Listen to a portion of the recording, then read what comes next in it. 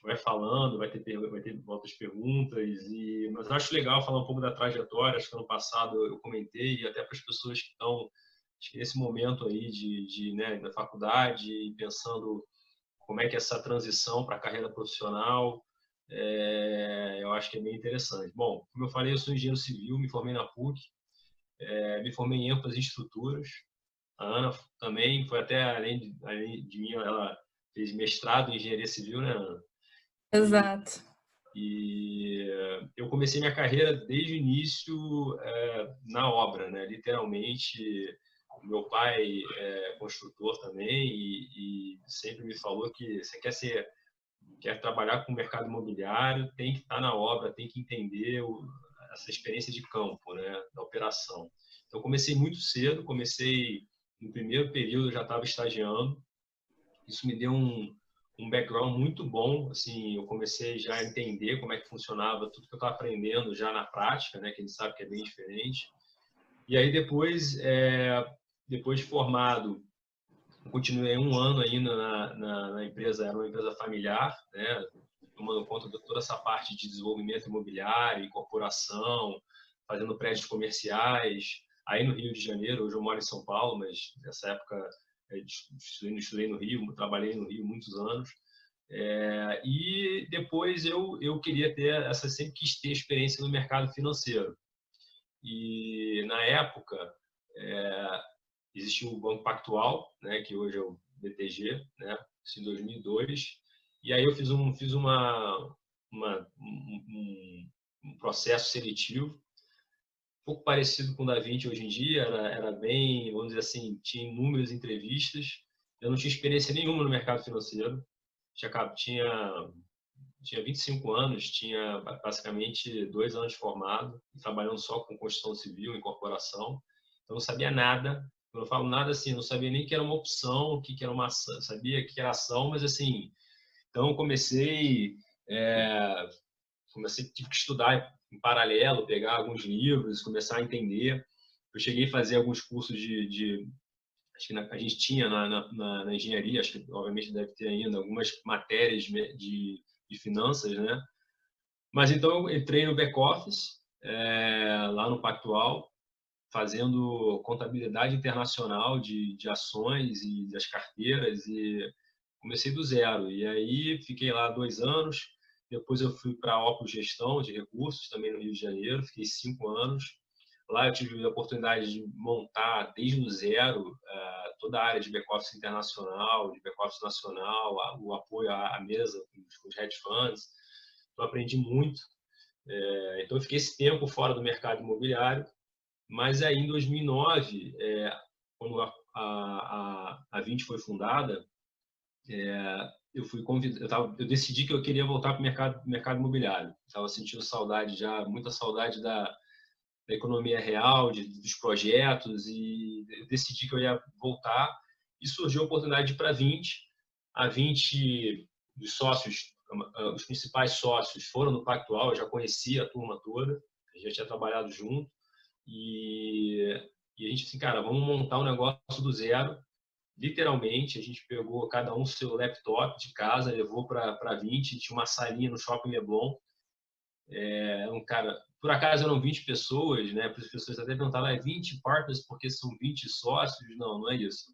Começou com 20, a gente foi contratando mais gente e a gente não tinha nem e-mail.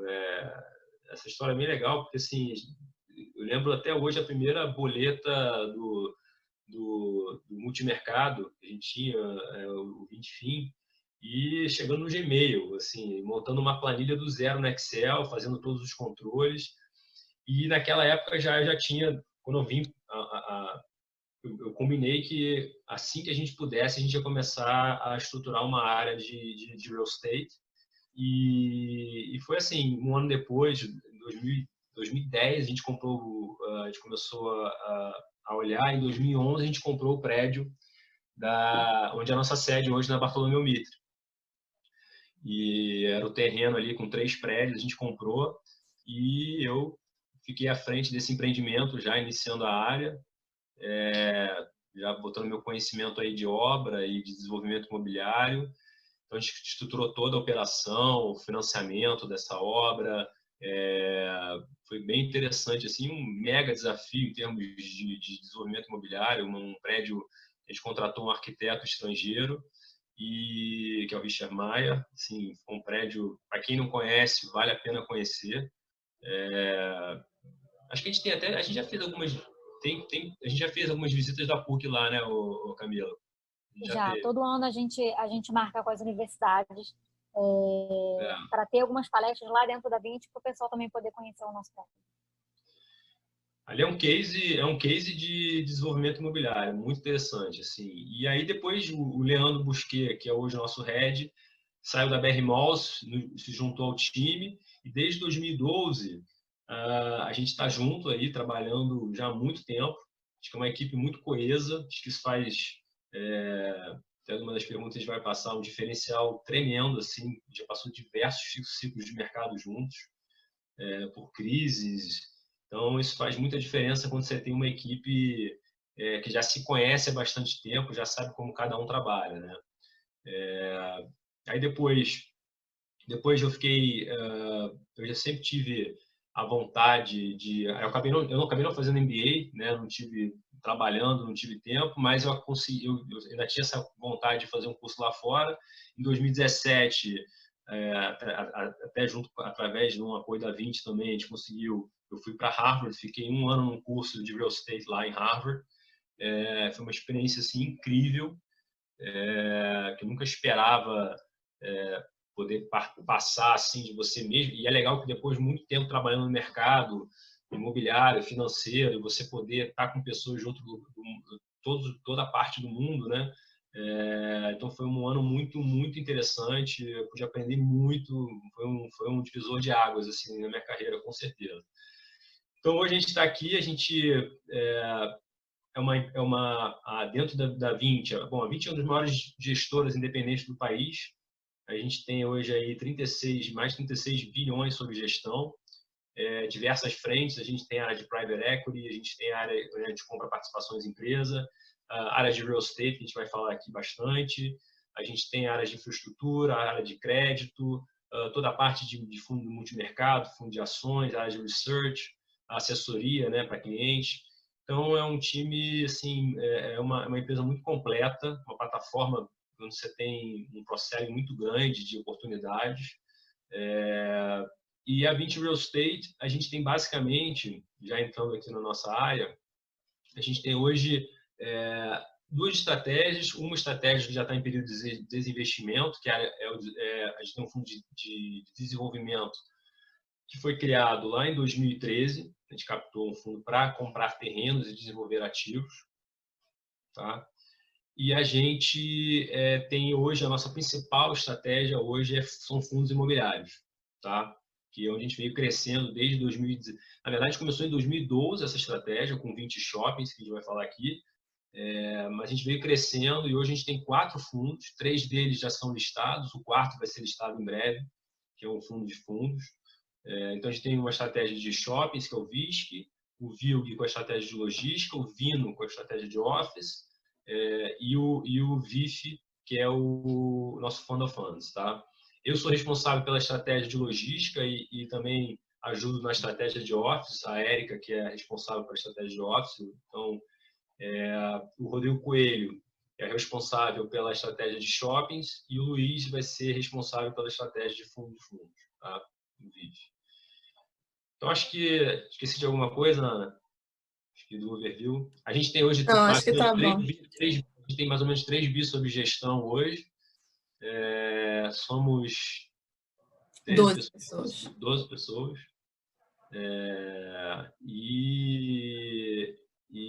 Como eu disse, um time muito experiente, muito coeso, e a gente gosta muito do que a gente faz. Perfeito. Não, acho muito importante saber sobre a experiência de vocês, entender um pouco do background. E aí eu fiquei até com uma curiosidade agora, nós três aqui somos de economia, e parece que é uma área que ser um engenheiro e ter tido essa experiência na parte de economia real mesmo é muito importante. O que você acha dos economistas nessa área? Você Você acha que eles saem um pouco atrás? Como você vê isso? Não, cara, assim, o Leandro Busquet, que é o head da área, é economista. Sempre trabalhou com o mercado, teve, assim, desde o início com o mercado imobiliário, tem muita experiência em mercado de capitais. Assim, eu digo o seguinte, Luiz, a formação, primeiro assim, você tem que ter uma formação, né? Eu já vi, a gente tem engenheiro químico na nossa área, só para você ter ideia, tá? Excelente profissional, que é o Douglas, sabe muito, engenheiro químico. Então você fala assim, cara, o cara faz engenharia química, está trabalhando no mercado financeiro.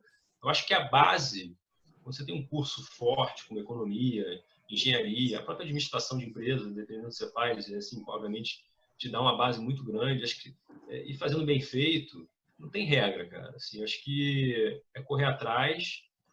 Como eu também não sabia nada de mercado financeiro, né? A Ana também não tinha, acho que sempre trabalhou com obra também, tá aí já voando aí no mercado. Então, assim, eu acho que não tem regra, eu acho que é muito você ter uma boa base, ter feito desde a escola, né, desde o colégio, você correndo atrás, na faculdade, acho que isso que conta. E a gente não tem, me corrija se eu estiver errado, Camila, a gente não tem restrições, né? Assim, se tiver um psicólogo que quer trabalhar no mercado financeiro e o cara se demonstrar que é muito bom em mercado imobiliário, vamos embora. A gente tem casos dentro da 20 de advogados que foram para a área de private equity, né? Advogados que foram que estão uma das empresas investidas nossa, o caso, por exemplo, tem o Eduardo Ribeiro, ele era do jurídico e foi para o trabalho hoje na Domino's Pizza. Então, uma área totalmente diferente. Então, assim, é só querer e correr atrás. Entendi, obrigado. Entrando aqui um pouco mais nas perguntas, então, queria só que vocês pudessem explicar um pouco o que são FIIs, né, o que são os fundos imobiliários, e qual a vantagem de ter um fundo imobiliário em relação a ter um imóvel em si, né, para o investidor. Vamos lá. Bom, a gente tem algumas maneiras de você investir no ativo real, né, no real estate, né, no ativo imobiliário. Você pode, eu gosto de começar pelo exemplo que todo mundo conhece, né, e que antigamente era mais comum. Hoje já está mais, essa questão do veículo do fundo imobiliário está mais diversificado. Quando você pensa em comprar, vou comprar uma sala, né, uma sala comercial, um apartamento para renda, né, para ter o ativo e ter uma renda. Primeiramente, você fica mais engessado. Primeiro, você vai comprar, você tem que ter o valor total para comprar aquele apartamento. Você não pode comprar parte de uma sala, né? Que é o caso do fundo imobiliário. Você pode comprar, eu quero comprar uma posição no 20 logística ou no 20 office, R$5.000. Você pode comprar, né? Então você tem mais flexibilidade em relação ao tamanho do investimento. Um outro ponto, assim, acho que quando você compra um imóvel direto, né, uma pessoa física, uma pessoa jurídica compra direto, você tem menos liquidez. O que é isso? É mais difícil você comprar um apartamento e falar assim, hoje eu quero vender 10% desse apartamento. Você não pode, né? É difícil.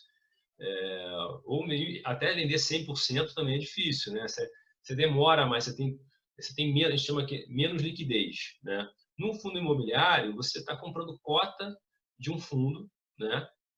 Onde você tem a possibilidade de, a qualquer momento, se esse fundo for listado, e tradado e negociado em bolsa, que é o caso dos nossos fundos, você pode desfazer a sua posição, pode desfazer ela totalmente, pode desfazer parcialmente, né?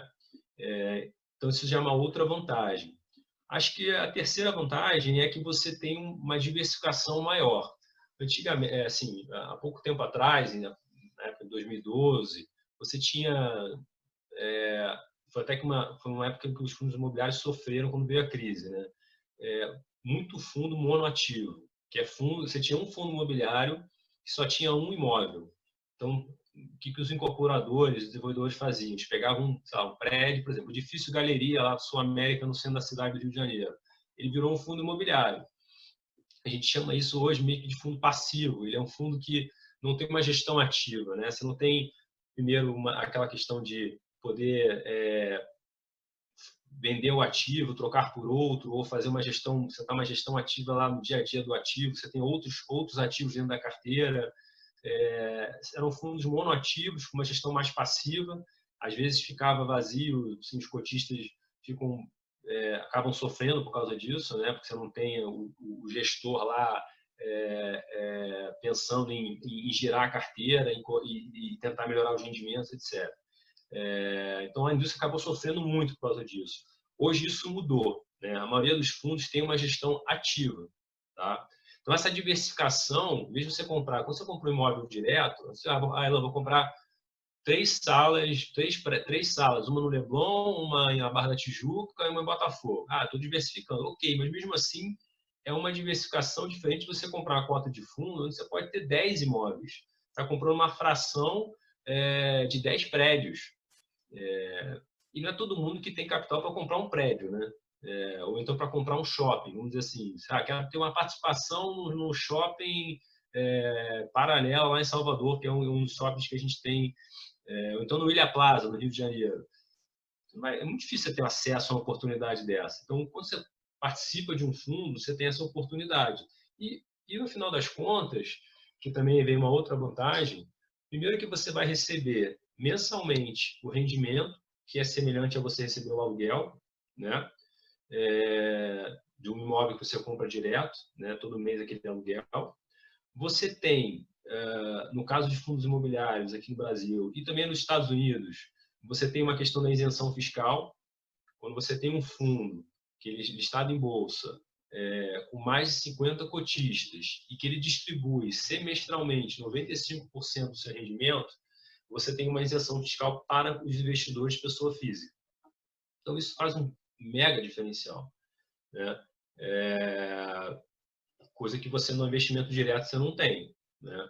Você pode fazer uma estrutura fiscal lá para tentar diminuir o seu custo fiscal, mas você vai ter algum tipo de imposto. E um outro aspecto é que você tem, num fundo imobiliário, uma gestão profissional, né?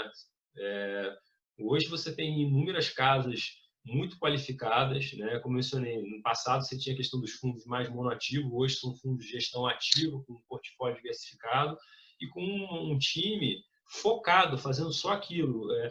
Em vez de você estar preocupado em cobrar o aluguel lá do seu inquilino, você tem um profissional fazendo isso para você. Então, quando você olha o pacote desses benefícios, né, dessas vantagens, é muito vantajoso você ter um fundo imobiliário. Eu acho que é uma coisa que culturalmente está mudando aqui, principalmente no Brasil. Quando eu converso com meu pai, né, o pessoal das antigas, vamos dizer assim, eles tinham naquela cabeça, não, tem que ter o imóvel, tem que ter o tijolo, né? E coletar aquele aluguel mensalmente, aqueles 12% ao ano, que era o padrão. O fato de você ter um fundo imobiliário, eles achavam que não é a mesma coisa. E não deixa de ser. Mas o fundo imobiliário ele muda, ele é volátil, ele pode, né, é uma renda variável, né? Isso é uma outra coisa que você tem um valor de mercado, né? O mercado precifica todo dia, toda hora, essa cota do fundo. Isso é uma outra alçada que a gente pode falar, que é a questão do valuation, né? Como é que você precifica o fundo. Mas, no final, você está falando de um lastro de um ativo real, é o tijolo. Se tem fundo de tijolo, você tem um tijolo que você está comprando. Você está comprando um fundo imobiliário que é lastreado em dívida imobiliária, né, de CRI, LCI, que são os mortgage REITs que a gente fala lá fora. Você está comprando um fundo de dívida, tudo bem que você não vai ter tijolo, mas... Então, assim, fora que assim, você tem inúmeros, lá fora então nem se fala, setores para você investir. No Brasil a gente tem cemitério, hospital, lajes corporativas, hotéis, shoppings, residencial agora está começando de novo. Lá fora então você tem inúmeros de data center. Então assim, eu acho que te dá uma gama muito grande assim de possibilidades de investimento, entendeu?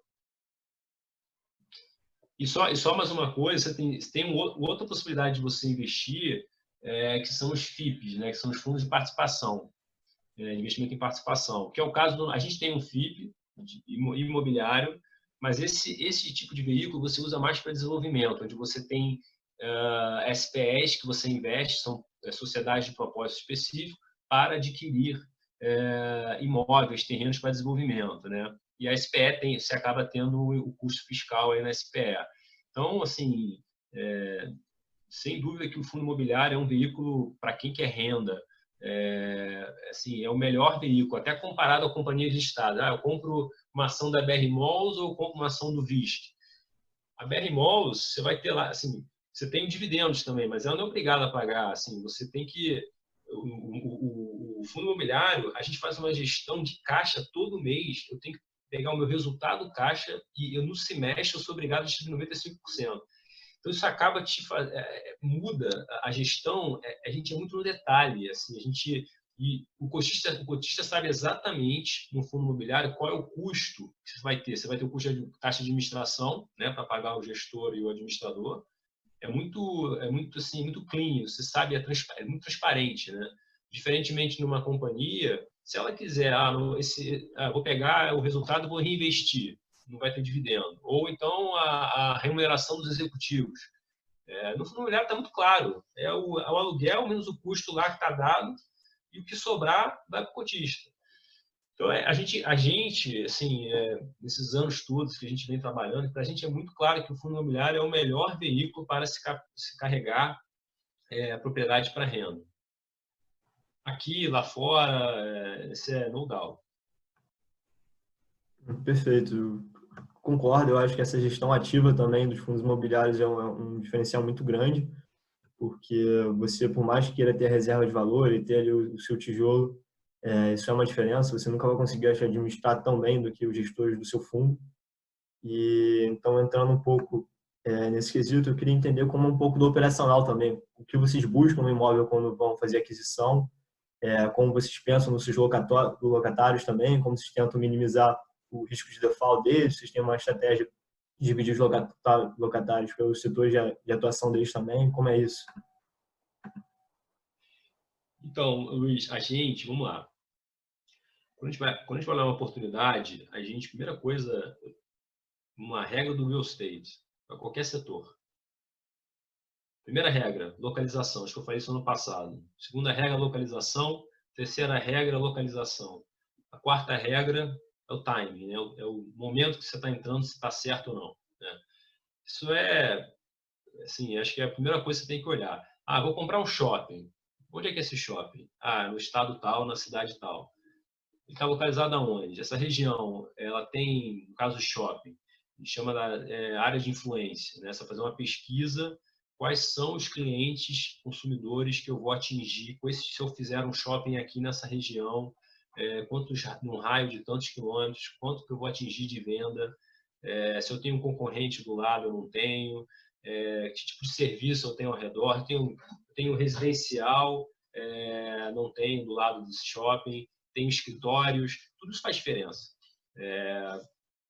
Mesma coisa para logística, mesma coisa para escritório. Vou pedir desculpa, a gente está em home office aqui, se escutar algum barulho, pode ser alguém passando, meu filho ou alguém passando aqui. A gente vai falar sobre home office também, acho que isso já é uma das desvantagens. E a gente, no caso de escritório, a gente tem mesma situação. Você vai olhar a localização de um prédio, o que tem de serviço em volta daquele prédio, se é um centro financeiro, né? Se tem um bairro residencial onde as pessoas podem morar também perto e trabalhar perto. Então, acho que localização engloba tudo isso. No caso de logística, exemplo, você vai olhar a questão dos acessos ao galpão, a rodovia, se tem pedágio perto, se ele tem retorno perto do galpão. Então, isso em termos de localização. Outra coisa que a gente olha é o ativo. Isso é super importante. Qualidade do ativo. As características, né? Assim, em termos de arquitetura, no caso de um escritório, né? Às vezes você vai falar assim, mas a arquitetura conta, se a renda não for boa, olha só a renda e compra o ativo. Não. Tem uma questão de estética também. Você vai comprar um prédio, chama atenção. Às vezes o locatário, ele olha para aquele prédio e fala, cara, eu quero trabalhar aqui, né? Questão do wellness, né? Como é que você se sente naquele ativo? Então, as características, aí entra as características técnicas também, de pé direito, tamanho da laje, o tipo de instalação daquele prédio, se tem ele ponto, não tem ele ponto, se ele tem selo de certificação LEED, né, que é aquela certificação, questão de energia. Então, tudo isso conta. Com relação aos locatários e renda, a gente sempre analisa, obviamente, principalmente em escritório e ainda mais em galpão. Porque o galpão, você tem muito mais concentração de locatário, né? Você vai comprar um galpão, às vezes, com 2 locatários, você tem 50% de cada um, que é a tua receita, né? No caso do escritório, você tem mais andares, você pode ter um prédio com um único locatário, então aí você tem que fazer um dever de casa ainda muito maior, né? Sua exposição fica só para aquele locatário. Ou você pode ter uma diversificação com vários locatários, que também você vai analisar. No caso, você tem que olhar primeiro, vamos pegar o exemplo de galpão. A gente sempre olha a estrutura do contrato, o que tem de garantia, como é que são as penalidades e a saúde financeira desse locatário. Tá? Vamos dar um exemplo. A gente tem o caso aqui no 20 Logística, a gente tem alguns locatários que vocês vão conhecer. Netshoes, por exemplo, que é do grupo Magazine Luiza. É um grupo muito forte, né, com uma saúde financeira muito boa. Quando a gente comprou, ainda era Netshoes. Não, esse condomínio que a gente tem, a Netshoes ocupa 4 módulos lá. Então, se você compra um tênis na Netshoes, sai de lá. E a gente, quando comprou, era Netshoes, não era Magazine Luiza. E a Netshoes estava passando um momento bem delicado, assim, estava complicado. Tanto que a Magazine comprou no ano passado. E a gente analisou. Ela não tinha uma situação de caixa boa, mas a gente sabia que tinha uma carta-fiança, né? No contrato, ele tinha um banco garantindo a locação. Então, tudo isso a gente analisa. Tá? A gente tenta fazer uma diversificação por setor também, principalmente no caso de logística. A gente tenta ter sempre uma parcela, desde o início a gente quer ter uma parcela de e-commerce na nossa carteira. Hoje a gente tem 38% da receita do fundo de e-commerce. E a gente também olha, obviamente, nos escritórios, qual o setor, qual é o rating, se tiver rating naquela empresa. A gente tem uma sinergia muito grande com a área de crédito e da 20, né, que tem muita experiência também, então a gente troca muita informação, né? Se a gente precisar a gente está analisando uma empresa, ou então vou dar um exemplo aqui, vou comprar um galpão que é de um único locatário, então eu tenho que analisar o crédito, olhar as demonstrações financeiras, então tudo isso a gente olha. Então desde a localização do ativo, as características técnicas dos ativos. No caso de shopping, você olha lojista, a gente não olha lojista, mas a gente olha quem são os lojistas, quem são as âncoras, quantas lojas tem, qual o tamanho do shopping, qual a receita e, obviamente, para todos os setores, qual a receita que aquele ativo está gerando de aluguel, né? Se aquela receita está, por exemplo, o valor do aluguel está em linha com o mercado que eu estou comprando, né? Se está muito acima, se está muito abaixo, isso tudo vai influenciar a nossa decisão. Tá? Ótimo. Eu lembro na semana de mercado financeiro, acho que o primeiro slide era localização, localização, localização. Ficou bem marcante. Exatamente. Então, acho que para seguir as perguntas, eu queria entender um pouco agora do lado do investidor. Como o investidor vai olhar os fundos imobiliários e como ele pode diferenciar um ou outro, suas vantagens, o que ele tem que prestar mais atenção na hora de escolher. Então, o fundo imobiliário, acaba que tudo que eu falei aqui vale para o fundo imobiliário. Porque no final, não adianta só você vai olhar um fundo, você vai olhar o preço dele na tela, né? Você tem que entender o que está por baixo daquele fundo, né? Quais são os ativos, como é que esses ativos estão precificados, qual é o nível de rendimento que esse fundo está gerando nesse preço que eu estou comprando. Se eu comprar esse fundo a este preço, eu vou ter, se tudo continuar como o fundo vem distribuindo ao longo dos últimos meses, 6% ao ano de rendimento, que a gente chama do dividend yield, né, que é o yield do investimento. Então, tudo que eu falei conta. E é importante você entender, seja num fundo de shopping, no escritório, galpão, quais são os ativos. Então, quando você pega... E aí é muito importante uma área de RI, justamente as principais casas. A gente teve uma mudança muito grande nessa questão de informação nos últimos anos. Acho que a Vinci foi pioneira nisso. A gente percebeu que os fundos imobiliários, de novo, naquela época de 2012, não tinham relatórios claros, transparentes, com todas as informações. Hoje mesmo, de manhã, a gente fez um webcast sobre o resultado trimestral de todos os nossos fundos, onde eu, Ana, o Leandro, todo o time, o Rodrigo participou, cada um falando um pouco de cada fundo, dos principais acontecimentos. Então, você poder entrar no site dos fundos e ver os relatórios, entender como aquele fundo está, que nem se olha uma empresa. Então, eu recomendo que é muito importante fazer esse dever de casa, porque não deixa de ser uma renda variável. Não é de você comprar um fundo achando que não pode perder dinheiro, e pode perder dinheiro. Você pode ter um rendimento lá mensal, mas quando você vai vender, a cota está mais baixa. Ou você pode ganhar dinheiro se você entrar no momento certo, se você fizer o dever de casa certo, fazer conta, pô, esse fundo tá barato, não está fazendo sentido o que o mercado está pagando aqui, entendeu? Que foi o que aconteceu muito agora com a crise do Covid, né? A gente viu em mês de março, e a gente teve várias oportunidades de compra de fundo imobiliário através dos nossos fundos, não só dos fundos de tijolo, que a gente também aloca a caixa em fundo imobiliário para remunerar melhor, porque hoje o CDI a gente sabe que está 3% ao ano, a gente consegue até menos que isso, por causa do imposto. Então, a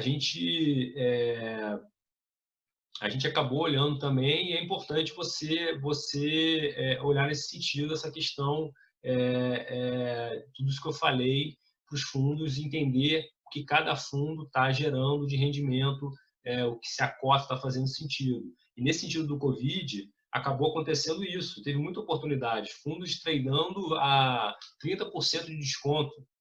Não faz sentido. Pensa comigo aqui. Você tem um escritório, um galpão, um shopping. Eu gosto de falar de escritório e galpão porque acho que é mais palpável, mais fácil de entender. Pensa num escritório, um prédio onde você tem um locatário que vai deixar de pagar 3 meses. Que seja, você vai pagar 6 meses sem pagar aluguel. Não faz sentido o imóvel valer 30% abaixo. Se você tem um apartamento que você está alocando para alguém e ele te deixar de pagar 3 meses, você vai descontar 30% do valor para vender o apartamento? Não vai, porque você tem o valor da perpetuidade, né? Então, assim, essas contas, tem muita pessoa física que não faz essa conta. Escuta, nossa, o shopping vai sofrer, o escritório vai sofrer, o galpão vai sofrer por causa da crise, vou deixar de receber 2 meses de aluguel, aí o cara já sai vendendo, aí um vende, aí é um efeito manada, aí começa, a cota cai 30%. Não faz sentido, é irracional isso. Então, por isso que você tem analistas que ficam fazendo valuation de fundo imobiliário. Então, ele faz tudo, você tem que fazer análise de fluxo de caixa, olhar as premissas, taxa de desconto que você vai usar. Então, tudo isso é importante, né? Interessante, até porque a gente teve uma conversa com o Salomão semana passada e ele falou dessa questão da perpetuidade, que algumas ações estavam sendo vendidas com desconto enorme, porque o pessoal estava olhando muito para o curto prazo e não olhava realmente para a perpetuidade. Exatamente. Cara, o efeito, se você pegar um fluxo de caixa de 10 anos e tirar aí meses de aluguel, o efeito é muito baixo, cara. Agora, mexe na perpetuidade lá, fala que na perpetuidade, teu imóvel tem um aluguel 30% abaixo. Isso é um impacto gigantesco.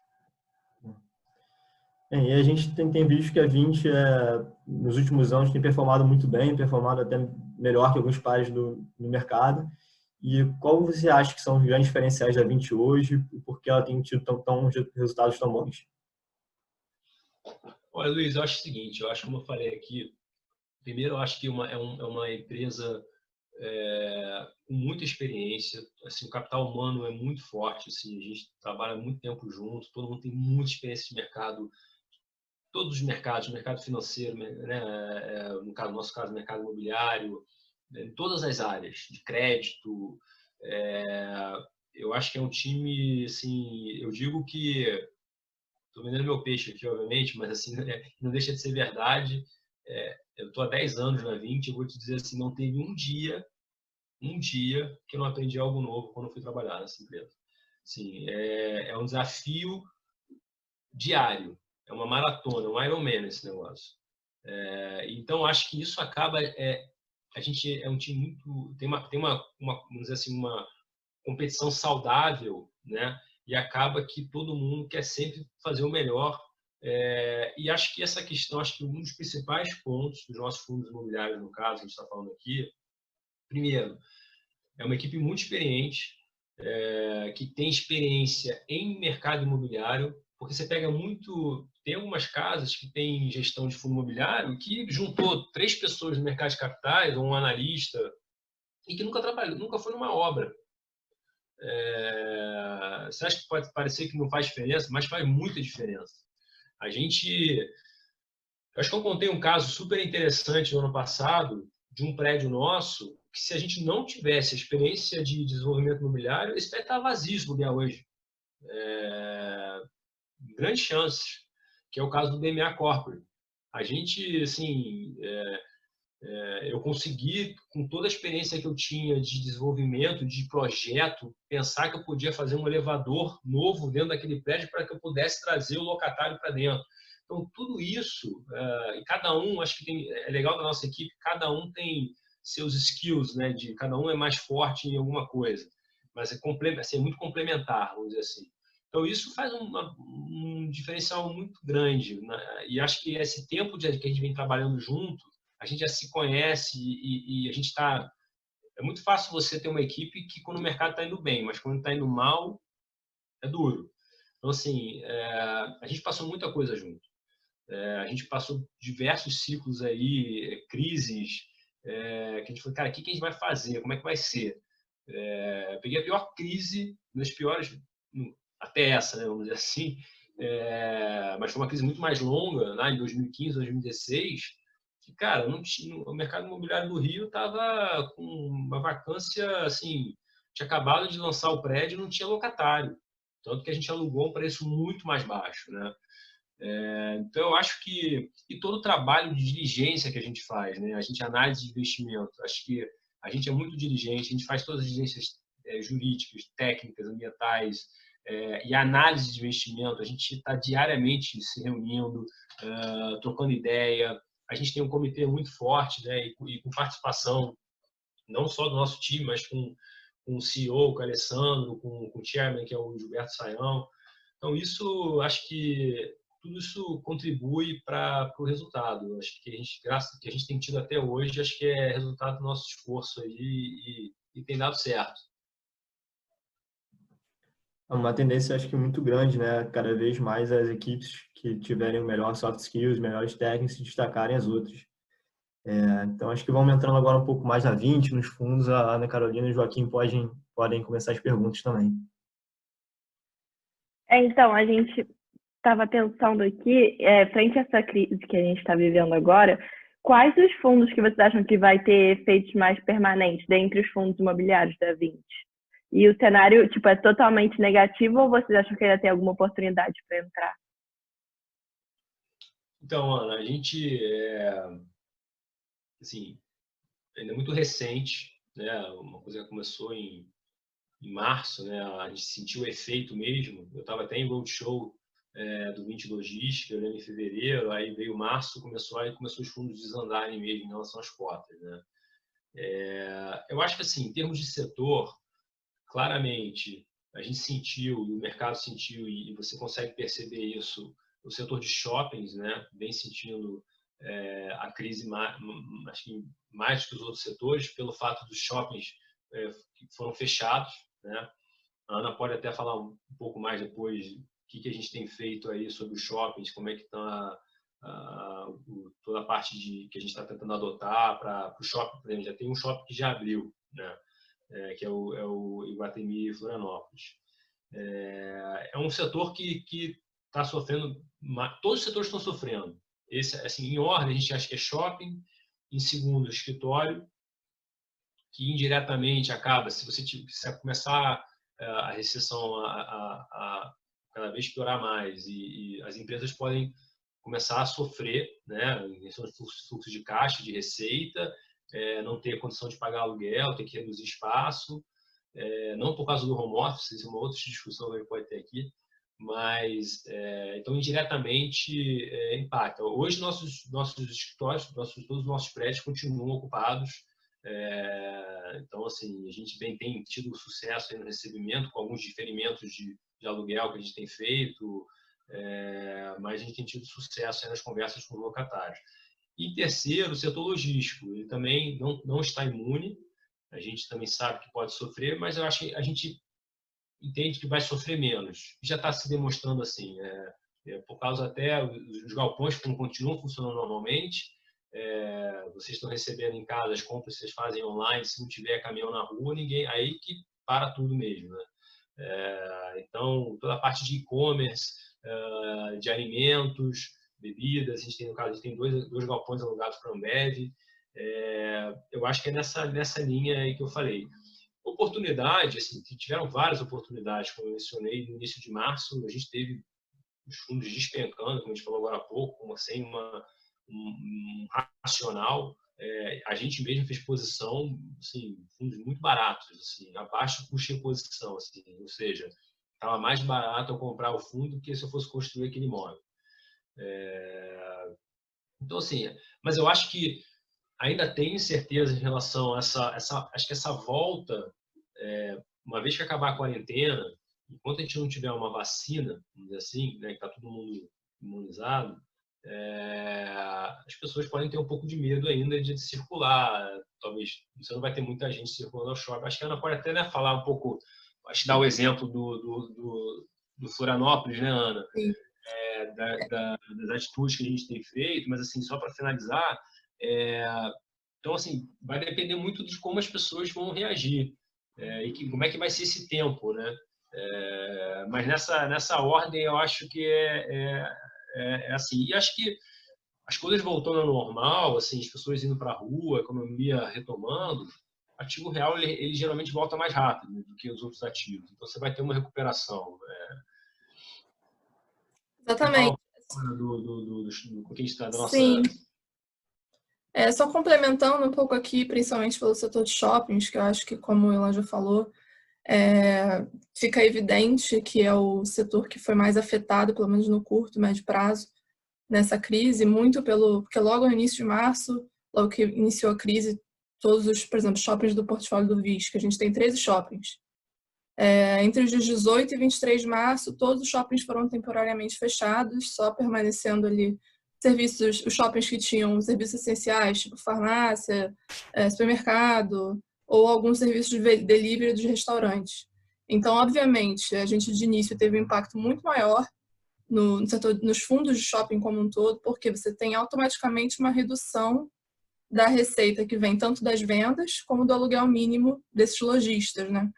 No VIS, que a gente teve uma política ali de lidar com os lojistas, incentivando a adimplência. O que é a adimplência? É o pagamento em dia dos custos condominiais dos shoppings mediante uma isenção de aluguel. Então, no primeiro momento, a posição geral foi que os lojistas não pagariam aluguel porque as operações estavam obrigatoriamente fechadas, mas a gente inicialmente tentou recuperar essa primeira parte, que é a parte do condomínio, né? Isso também tem que lembrar, não é só a receita, mas sim as obrigações que a gente tem com os próprios ativos. Mas eu acho que, só respondendo aqui uma das perguntas que você fez, Ana, em relação a impactos permanentes, eu acho que logo no início da crise a gente estava com um mindset muito claro no momento de agir com essa crise, que essa é uma crise naturalmente temporária, né? Ela tem início, meio e fim. Então, uma das coisas que a gente viu logo no começo, esse pânico que teve no mercado, essa depreciação aí, pelo menos no IFIX, que é o índice dos fundos imobiliários, acho que foi na casa de 30%, 30%, 40% em alguns fundos de shopping, é como se estivesse precificando essa redução de receita num efeito prolongado. No caso, a gente entende que vai ser durante esse período da crise. Sim, eu acho que dependendo da longevidade da crise, você pode ter mudanças de comportamento e os setores vão ter que se ajustar. Como a gente falou, que a gente pode discutir depois efeitos no setor de escritórios. O setor de logística é um setor que pode, sim, aproveitar parte desse, acho que seria o único setor que poderia ter um ganho nesse sentido, tendo uma aceleração ali do catch-up no Brasil com o setor de e-commerce. E também os shoppings, a gente entende que, no momento, a gente teve um shopping que reabriu, eu esqueci de falar isso, o Shopping Guatemi Florianópolis de Santa Catarina. Ele foi o nosso primeiro shopping que fechou, junto com foi o primeiro estado a tomar essa medida, foi o primeiro shopping que abriu, no final de abril. A gente tem observado que a questão da reabertura dos shoppings ela foi tomada muito rápida, né? Eles decidiram abrir o shopping, logo em seguida o shopping abriu. A grande parte dos lojistas não estava preparado para essa reabertura. Você tem uma série de medidas, você tem que horário reduzido, você tem que controlar o acesso das pessoas aos shoppings, controle do número de pessoas. Mas o que a gente tem observado é que as pessoas que estão indo aos shoppings que já estão reabertos, elas, no momento dessa pandemia, eles não estão indo para, por exemplo, passear no shopping, estão indo exatamente com o objetivo da compra. Então, por mais que o fluxo de pessoas tenha diminuído, ele é muito mais direcionado à venda. Mas eu acho que isso é realmente, como o Ilan falou, ainda é muito prematuro para a gente avaliar os impactos permanentes no setor. A gente tem que ir acompanhando, ainda tem muito pouco tempo. E você tem, até complementando, você tem sempre... O mercado sempre se adapta. Não tem jeito. Assim, o real estate vai se adaptar, todo o mercado vai se adaptar, todo mundo se adaptando.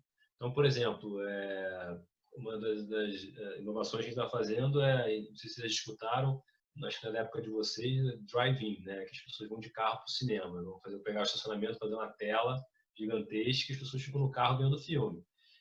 Estão fazendo drive-thru com as lojas também. As pessoas estão indo lá, não saem do carro, já recebem as compras no carro.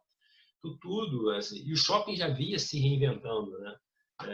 Com essa questão de entretenimento, né? Com a questão do e-commerce, mais restaurantes.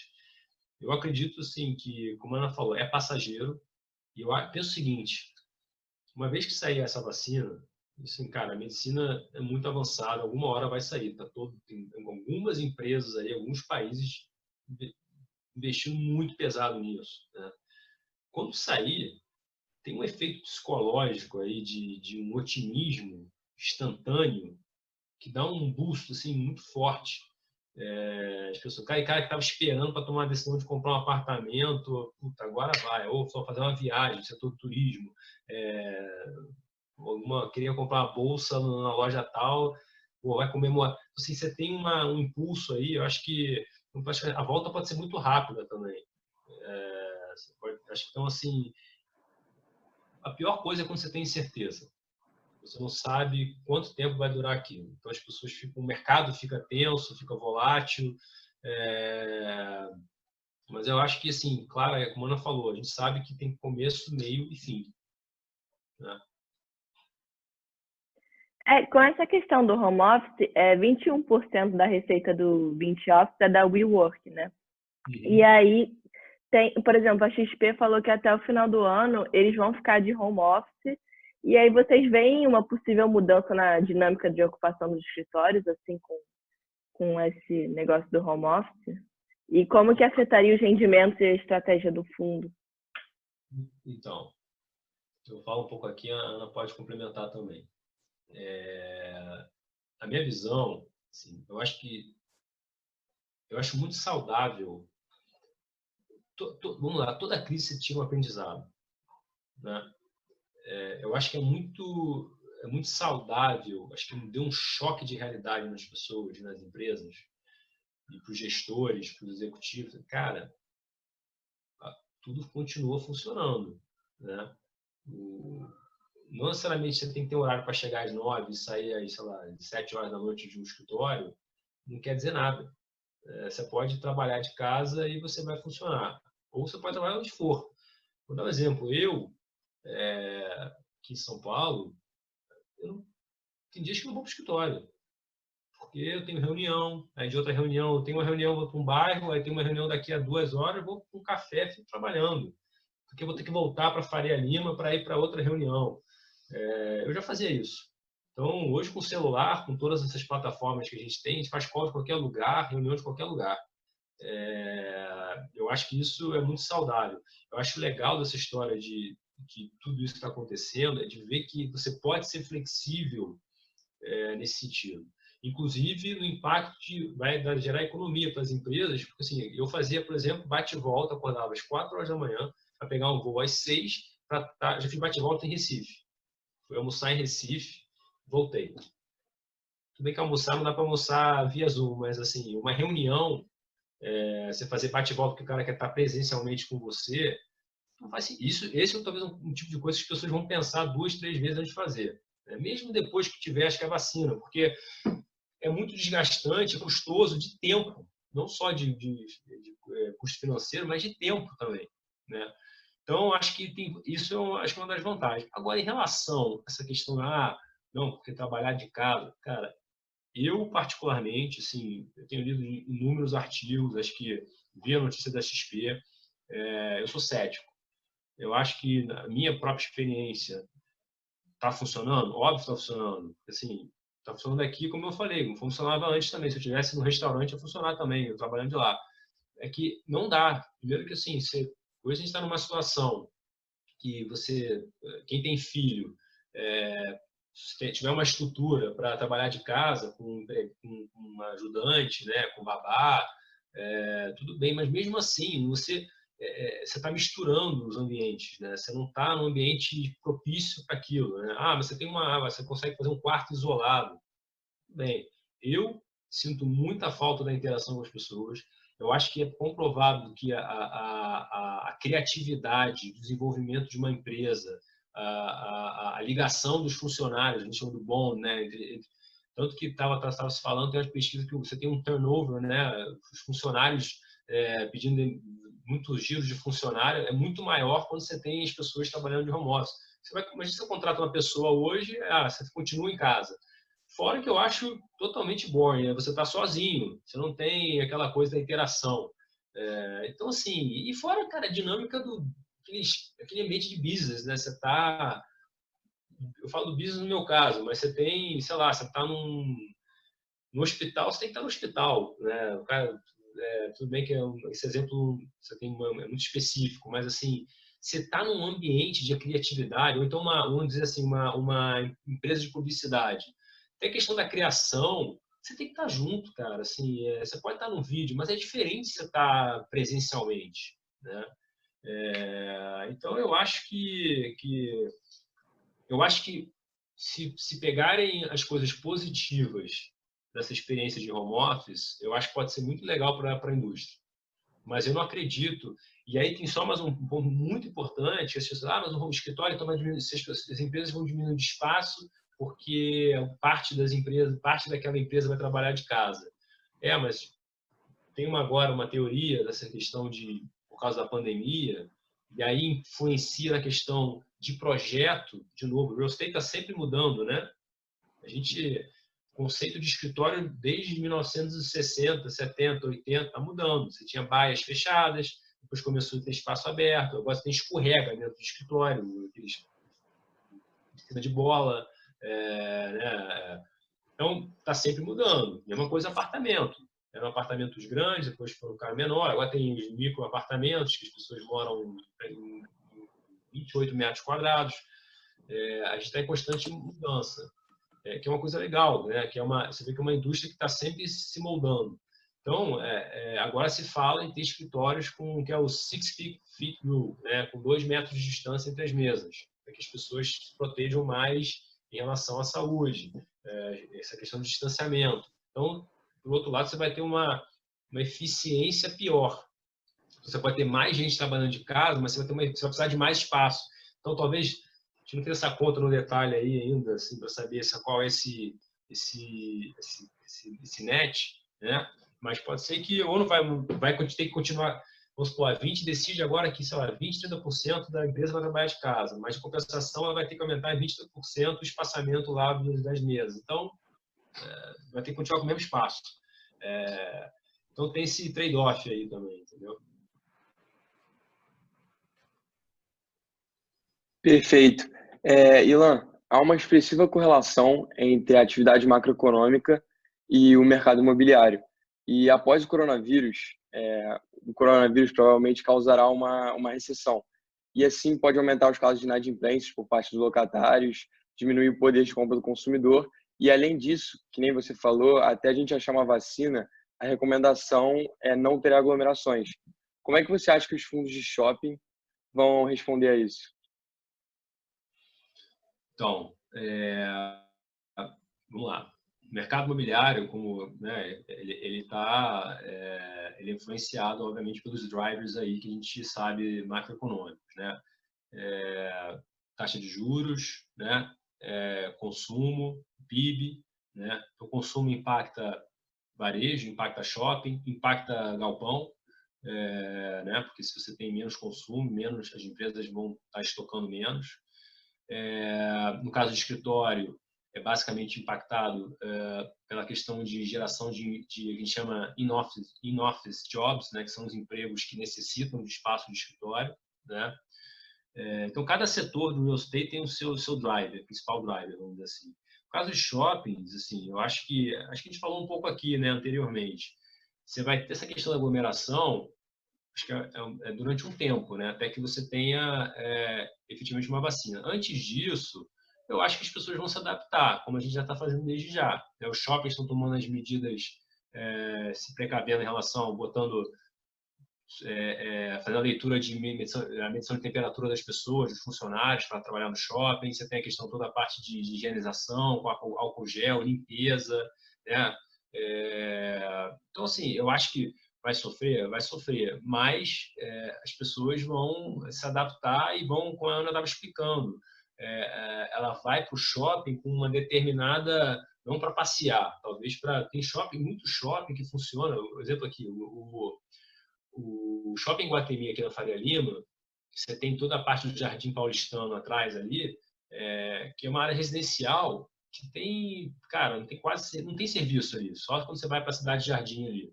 Então, todo mundo que mora ali usa o shopping como serviço. Tem pão de açúcar, tem farmácia, as lojas, padaria, restaurante.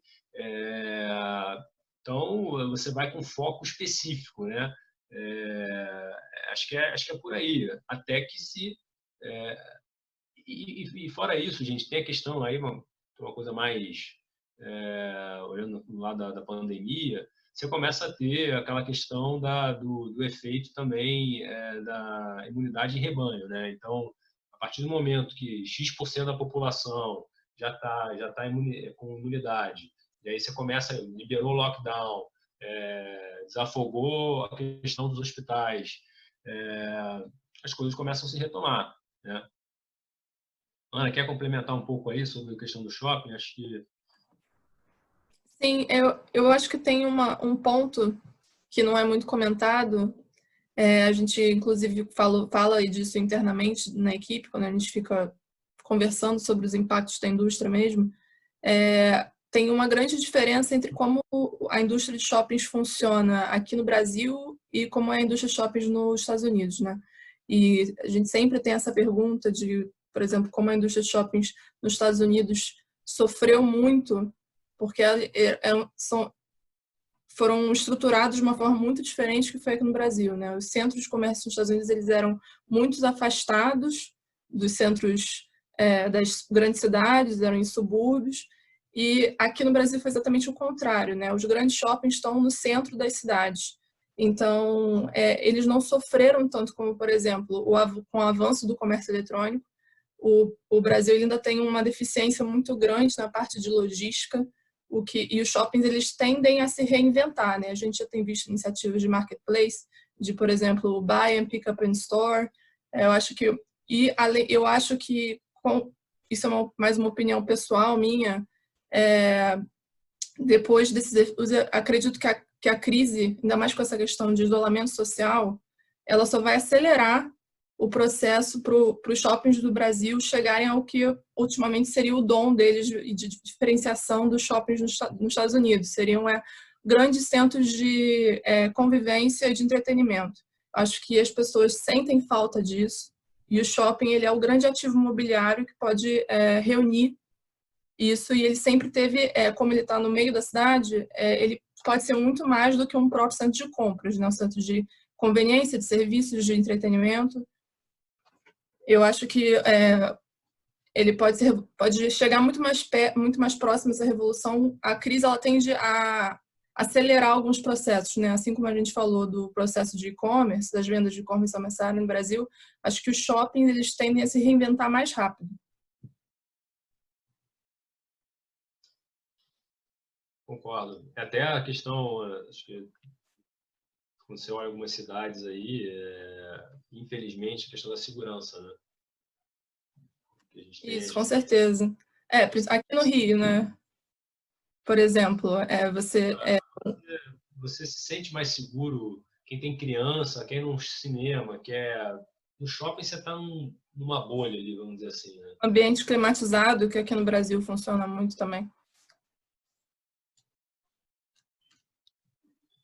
Perfeito, muito obrigado. E agora, mudando para questões um pouco mais pessoais, que conselhos vocês dariam para um jovem que está ingressando no mercado financeiro e que peculiaridades um jovem interessado no mercado imobiliário pode encontrar nesse trajeto? Essa aí eu vou deixar para a Camila. Eu posso falar um pouquinho. Não, eu acho que eu falei um pouco até no início. Eu acho o seguinte. Primeiro, acho que tem que ter uma base muito boa, assim. Acho que tem que, desde o início, estudar bastante, ler bastante. Hoje em dia, cara, assim, na minha época, eu estava começando a internet. Hoje vocês têm acesso a tudo pela internet, assim, vídeos. Você pode ver quantas entrevistas nossas de fundo imobiliário vocês já conseguem ter acesso. Dá para ter um aprendizado assim autodidata, se quiser. Então isso acho que isso é muito legal. Acaba que sendo tanta informação, tem que até dosar, porque então, esse é um ponto. Eu acho que tentar, assim que possível, procurar um estágio, né? Acho que o quanto antes você ter experiência vai te abrir portas e te dar assim, a vivência do dia a dia é totalmente diferente do que você vê na teoria. E assim, o que eu falo assim, o que você vai encontrar é um mercado muito competitivo, como eu mencionei, é muita dedicação, assim, é muita ralação. É um negócio que tem que ter gás, assim, tem que ter vontade, não e acho que uma coisa muito importante, as pessoas têm aquela coisa, vou entrar no mercado financeiro, vou ficar milionário em X anos. Tomara, temos alguns exemplos disso, mas tem outros exemplos que são mais longos. Então tem que ter muita determinação e paciência, porque até a gente brinca na 20, assim, vocês são da PUC, quem faz engenharia tem um ciclo básico, né? São aqueles 2 anos que a gente chama as trevas, assim, é um horror. Tem gente que saía da engenharia, achava que acabava o ciclo básico e não aguentava. E tinha pessoal de economia que fazia com a gente também, porque tinha a parte de cálculo, né, que vocês fazem também. Então, o back-office, nessa entrada de começar pelo back-office e ter experiência, a Ana viveu isso, né? A Ana até começou, já chegou um pouco mais tarde, né, Ana? Já tinha experiência, mas acabou também passando rápido, ficou pouco tempo, mas assim, é importante essa vivência porque é onde você vai aprender tudo, é o básico, né? Vamos dizer assim. Obviamente, direcionado numa área, algumas áreas que você vai estar cobrindo dentro da empresa. Mas, assim, o que eu falo que é difícil, tem que se dedicar muito, é puxado, mas, cara, para quem gosta, é um mar de oportunidades, assim, acho que esse é o limite. A gente tem inúmeros exemplos aí, não só no mercado, dentro da 20 também, acho que é muito legal, assim, de se ver as pessoas, a trajetória das pessoas, entendeu? Camila, quer falar alguma coisa? Ilan falou muito bem. E usando aí uma das palavras que você disse, que na 20 todo dia a gente aprende muito, né? Então, quando a gente contrata uma pessoa para entrar na 20, a gente tem que ver que é uma pessoa que está realmente atrás aí de de sempre melhorar, a cada dia querer aprender, porque não adianta, ninguém chega pronto na 20 e na 20, na verdade, você nunca está pronto, né? Os desafios vão acontecendo e o que a gente busca nos jovens é exatamente isso, vontade e potencial aí de crescimento e pessoas que são excepcionais no que fazem, né? É isso aí. Perfeito, muito legal. E para finalizar, a gente gostaria de umas dicas de livros de vocês, se possível. Cara, eu tenho algumas dicas, assim, eu acho que para quem quer, eu vou numa linha mais acadêmica aqui, para quem quer pegar conhecimento, tem uns livros que eu acho, até separei aqui, tem uns livros que acho que, para mim, são as bíblias, aí, vamos dizer assim, no mercado, né? Mercado financeiro, mercado de real estate, fundos imobiliários. Eu vou até passar o nome, a gente passa por e-mail, mas tem um livro, acho que não sei se vocês conhecem, que é o Investments, do Boring Kane, que é cara, esse aqui, que é uma bíblia, isso aqui. Você tem, isso é para quem estuda para o CFA, inclusive, né? CFA 1. Tem tudo aqui. Acho que isso aqui é condição sine qua non para quem quer trabalhar no mercado financeiro. Acho que um outro, para quem quer trabalhar no mercado de real estate, também é um livro assim, excelente em relação a real estate finance. Você vai ter vai ter um conhecimento geral de como é que funciona a cabeça dos investidores de real estate, como é que a gente faz valuation, como é que a gente analisa. É do Peter Linneman, que ele é um professor, acho que ele é professor de Wharton, que é esse aqui, Real Estate Finance Investments. Vou passar para vocês também por e-mail. Eu gosto muito desse livro, você vê que tá até tem as marcas minhas aí que é bem legal, assim, de você até às vezes recapitular. Eu gosto sempre de falar que você gosta de esporte, assim, quando você volta para os basics, é onde está a essência de tudo, né? E por último aqui, para quem já quer ir para fundo imobiliário, eu recomendo esse livro aqui. Esse livro eu tive acesso a ele lá no curso de Harvard, que um professor que cara é craque em fundo imobiliário, em análise de fundo imobiliário de REITs, me indicou. Eu achei muito boa a dinâmica do livro, é muito interessante, fácil de ler, fácil de entender, que é The Intelligent REIT Investor, que é esse aqui, que eu vou passar também o nome para vocês. Então, assim, acho que são 3 livros, assim, cara, eu garanto que vai ter conhecimento aqui para bastante assunto. Não sei se a Ana quer indicar algum aí também. Eu acho que esses 3 que você já passou já tem uma boa carga, né? Assim, isso são livros mais, como eu falei, mais para realmente estudar. E você tem inúmeros outros livros aí, mas aí de histórias aí de mercado, de cases.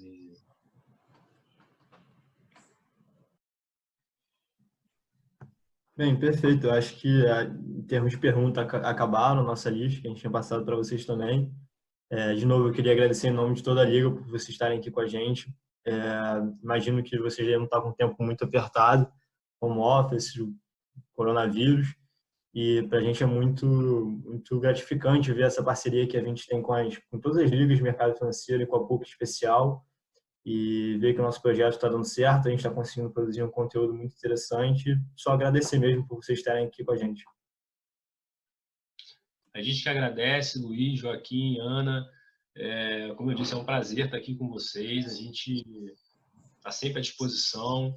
Para quem quiser, para conhecer um pouco mais sobre os fundos imobiliários da 20, tem o site e sobre a 20 também, entra no site da 20 Partners. Lá também tem 20 FIs, você vai ter todos os fundos imobiliários. A Ana é nossa responsável por RI. Se tiver alguma dúvida, como cotista, pode mandar para o e-mail da RI também. E a gente está sempre à disposição, no que puder ajudar aí, conte com a gente. Ótimo, muito obrigado, pessoal.